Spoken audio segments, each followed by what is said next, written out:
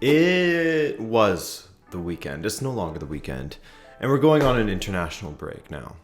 Nightmare. But not completely, because we still have the weekend recap, top 4 leagues and a bonus league, all brought to you by our friends over at OneFootball. So a thank you to them for sponsoring this video and for providing an incredible app that keeps you up to date on the latest scores, allows you to customize your news feed, watch highlights, and more. Download their app now on iOS or Android by using the link in the description below.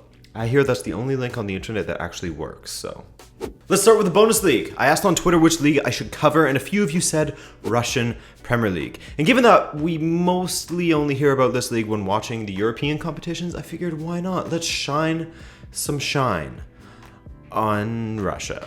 First off, there's a massive gap between the top 5 teams and the rest of the league, 10 points. But there's almost nothing to separate the top 5 teams from each other.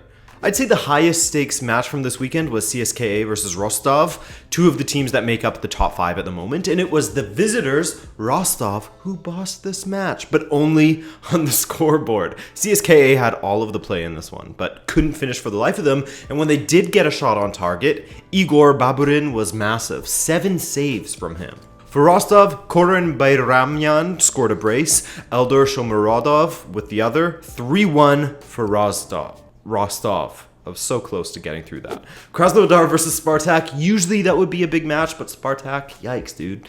They're having a nightmare themselves and have lost 5 matches in a row, which is terrible. So yes, Krasnodar were victorious on the day, but Spartak had a decent second half. If they hadn't had that early capitulation, which was, seeing them go 2-0 down after 20 minutes, maybe they could have rescued a point, a very welcome point at this point. Zenit ran out for a routine 3-1 win over Ural. Azmoun scored just his 3rd goal in the league after 11 appearances, but after his great display against Benfica, perhaps now he's turning things around there. And finally, the league leaders of the moment, Lokomotiv Moscow, hosted Arsenal Tula, and our Lord and Savior, Eder, scored the opener after just 9 minutes. This man has scored 3 goals from 6 appearances in absolutely raw form. No, but seriously, Lokomotiv continue to impress with their 4th win in a row, best form in the league currently, and so far, the table looks a little something like this. Lokomotiv are top on 26 points, as are Rostov and Krasnodar and Zenit, then CSKA with 25. And yeah, you can now see the gap there from the top 5 leagues to the rest of the pack that I was talking about.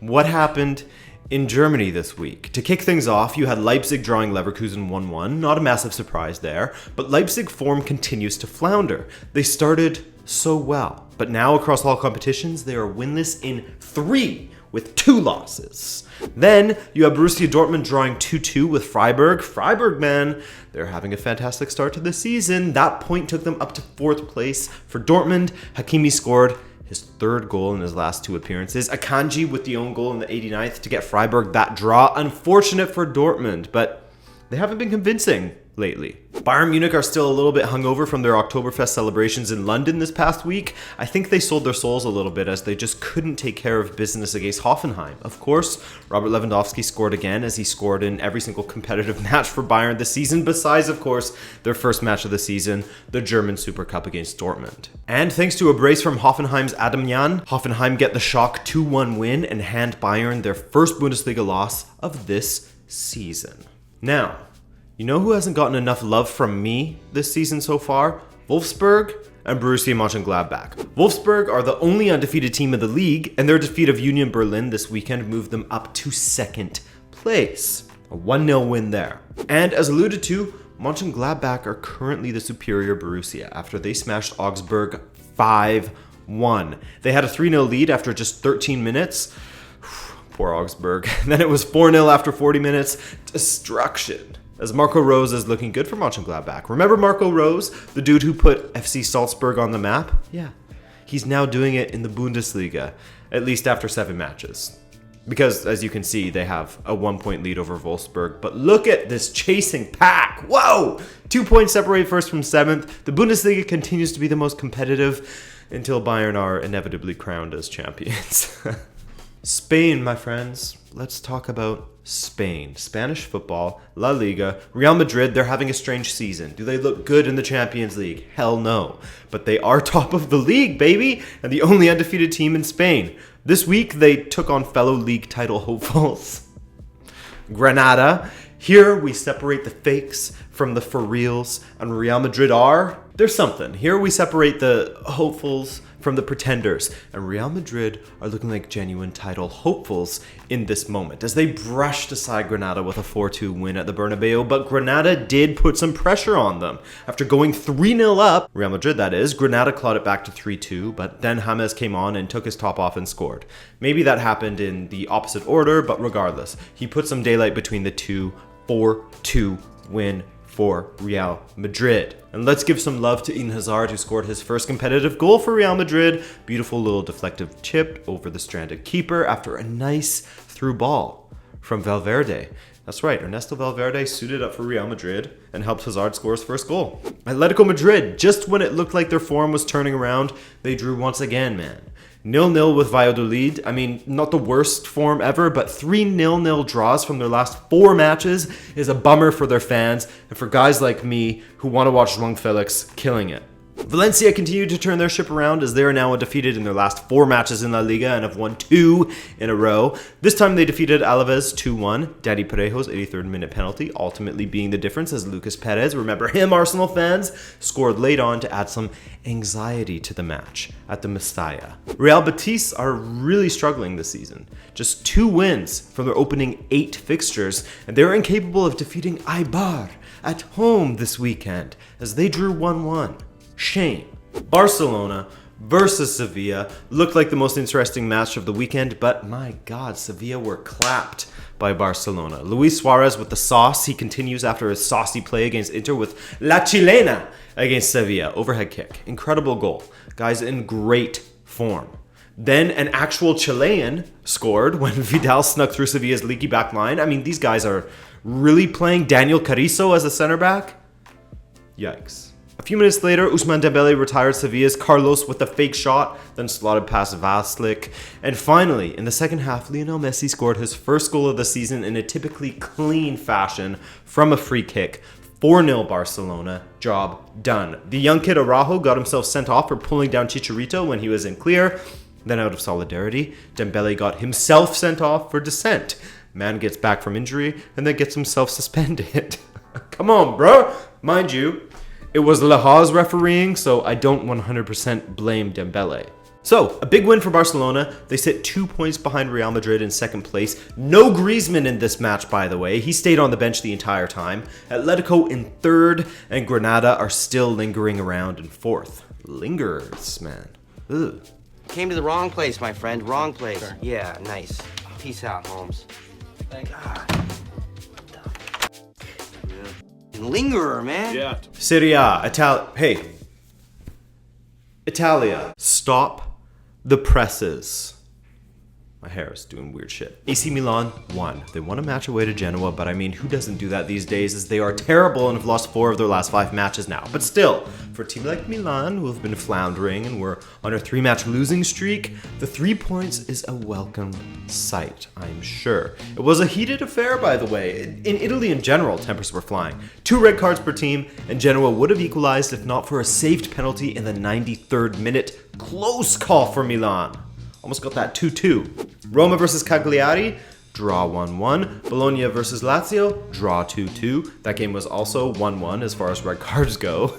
Like I said, tempers were flaring in Italy this weekend. Everybody's worked up. No doubt the biggest game in Italy for me and the biggest game of the entire weekend, also worldwide, was Inter versus Juventus, and Paulo Dybala was handed a rare start. That was the big news coming into it, and the boy delivered. After just 3 minutes and 35 seconds, his volley went through Handanovic's hands. Maybe the keeper could have done a little better, but take nothing away from the strike. That was arrowed for that corner. Inter did equalize just a little later as De Ligt, for God knows what reason, threw his elbow at a cross instead of his head. Big no-no, man. That's not natural silhouette, so the referee had no choice but to give it. And the Koopaling, that is Lautaro Martinez, converted well. I can't be the only one that thinks that he looks like a Koopaling. He looks like Larry. Later in the first, Ronaldo scored a very clean goal. Clean is the wrong word. Scored a very calmly taken but offside goal, so no goal. It was a very even match. Chances flying in both directions for all the usual suspects. Ronaldo, he hit the bar. Lautaro, Dybala. But Inter, they lost arguably their best player of the season, Stefano Sensi, to injury, and it really took a lot out of them. Juve continued to impress me though, I gotta give plaudits where they're due. And despite Bernardeschi being an absolute flop for Juve as he started ahead of Higuain, it was the sub Gonzalo that scored Juve's second in the 80th minute. Great dish from Bentancur, competent finish from Higuain, 2-1 Juve. That was the winner, and Juventus deserved it. They thoroughly deserved this win. Lukaku exposed again in the big games as he's still terrible with his back to goal, and he can't score against big teams. It's unfortunate when people live up to the less desirable reputations that they have, because I like Lukaku. Seems like a great guy. I watched him on that podcast with the NBA player. Very likable dude. So anyways, going into the international break, Juventus are the new leaders of the Serie A as Inter drops points for the first time this season. Atalanta's 3-1 win moves them up to third, while Napoli's draw sees them in fourth place. Napoli are pretenders. There, I said it. The Premier League was wild this week. I've got a lot to say about the Premier League, so just sit back, relax, drink some water. Arsenal, let's start there. Arsenal versus Bournemouth, an alphabetically pleasing matchup or something, I don't know. So Arsenal dominated the first half, looking dangerous throughout, but it was David Luiz who gave them the go-ahead goal in the 9th minute as he rose above the crowd to head home Nicola Pepe's corner. Man, Xhaka smashed him after the goal during the celebration, and I'd love to show you it, but the Premier League will claim my video as soon as I upload it, so get mad at them. Other than that, it's unthinkable as to how Bournemouth didn't score when Callum Wilson rounded Leno. Bournemouth were good in the second half, but Arsenal held on 1-0. Not totally convincing, but a win. Hey, I was very impressed by Chelsea this weekend. Sure, the cynics out there will say that they were playing against Southampton, and to that I'll say, just wait until we talk about Spurs and United.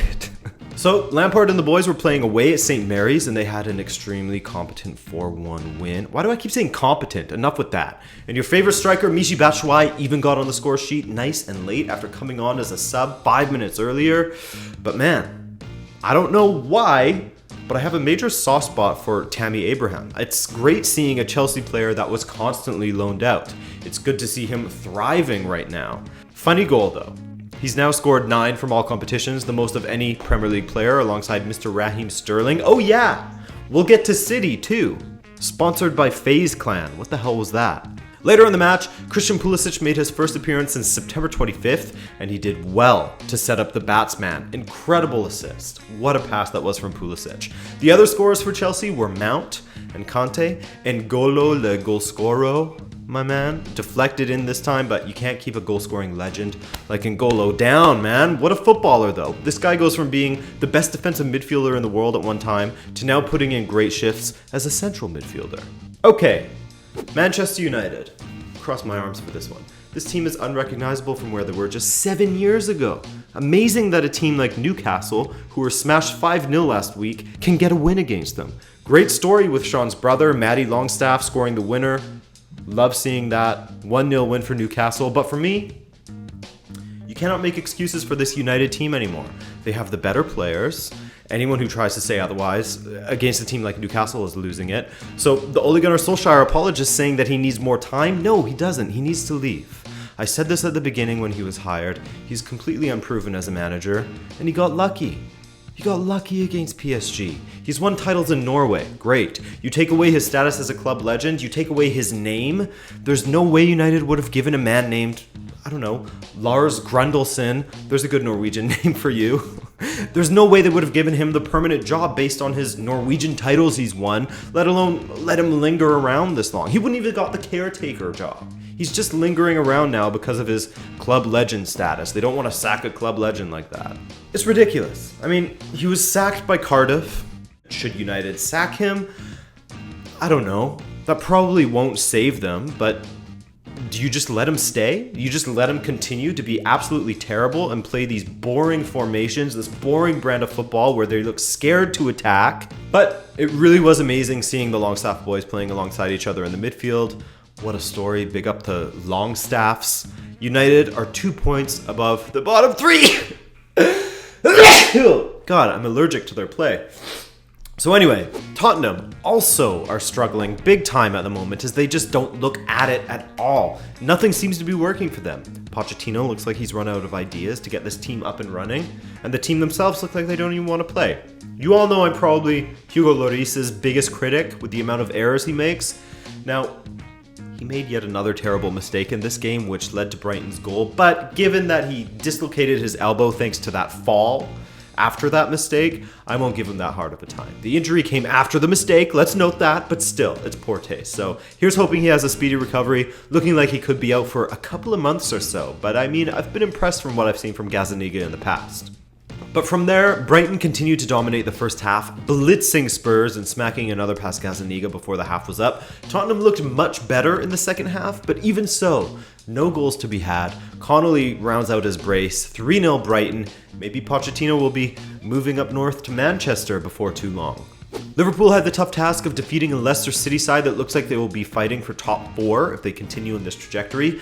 Mane put Liverpool ahead late in the first half, but before that, Trent Alexander-Arnold was very lucky to not receive a card of any color when he stomped on the Achilles of Tielemans. Mind you, Chowdhury's tackle on Salah was a big yikes as well. Maddison leveled later for Leicester, and the conclusion to this match was interesting. Mane won a penalty, but my god, that was a fortunate penalty in my book. I'd say that Liverpool were deserving winners for what they'd done throughout the match and the danger they imposed, but a very fortunate penalty. Not to say it was the wrong call. It was all Brighton's fault for being clumsy as hell and forcing the referee's hand. He had to call that. So, Liverpool get the win, 2-1 in a big test for them, and the icing on the cake for them, Manchester City hosted Wolves, absolutely dominated the match, yet still fell 2-0 thanks to a late show from Wolves. This was a classic performance from them. Sit back and absorb the pressure, then counter. Jimenez drove forward in the 80th, ended Otamendi's career with a little ball through his legs, then played it out wide for a Traore killer blow. Later, they hit them on the counter once again. Traore, once again. Big 3 points for Wolves. They've won 4 matches in a row now, across all competitions, of course. Their form is really turning around, which is nice to see. And of course, the odds on Marco Silva getting the sack have increased even further after Everton lost against Burnley and dropped into the bottom 3. Wild. All the investment in that team, and this is the best they can do? So, the table looks like this, as Liverpool have 8 wins from 8 and an 8-point lead over City now. Arsenal, Leicester, Chelsea, and Crystal Palace are all right on the heels of City. Crystal Palace, by the way, defeated West Ham 2-1. What a start to their season. Big up Roy Hodgson. Okay, guys, thank you for watching once again. If you're a United fan, I'm sorry you have gone through this. Just mentioning United gets my allergies going.